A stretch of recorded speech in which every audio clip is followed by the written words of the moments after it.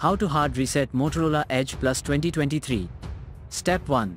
Begin using the power button to turn off your device. Step 2. After that, press and hold the volume down and power keys simultaneously.